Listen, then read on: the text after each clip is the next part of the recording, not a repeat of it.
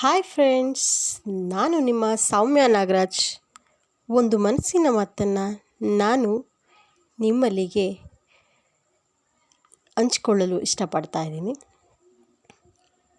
ಹೇಳು, ಎದ್ದೇಳು, ಗುರಿ ಮುಟ್ಟುವ ತನಕ ನಿಲ್ಲದಿರು ಎಂಬ ಸ್ವಾಮಿ ವಿವೇಕಾನಂದರ ಮಾತಿನಂತೆ ನೀವು ಕೂಡ ಒಂದು ದೃಢ ನಿರ್ಧಾರದಿಂದ ಮುನ್ನುಗ್ಗಿ ಗೆಲುವಿನೆಡೆ ಮುಂದೆ ಸಾಗಿರಿ.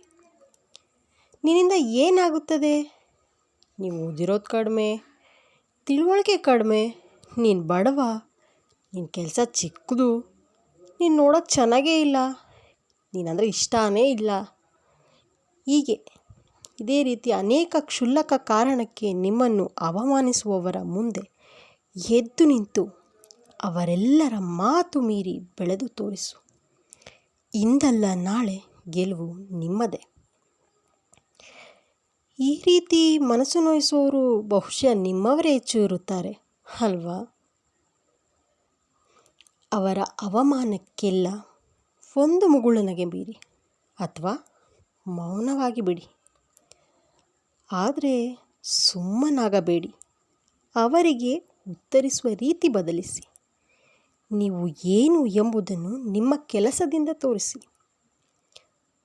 ಸಾಧನೆ ಮಾಡಬೇಕೆಂಬುವವನಿಗೆ ಓದು, ಬಣ್ಣ, ದುಡ್ಡು, ಕೆಲಸ ಯಾವುದು ಮ್ಯಾಟ್ರೇ ಆಗಲ್ಲ.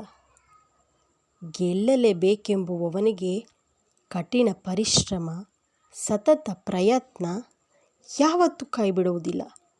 ಅಂಥವರೊಡನೆ ಆ ದೇವರು ಕೂಡ ಜೊತೆ ನಿಲ್ತಾನೆ.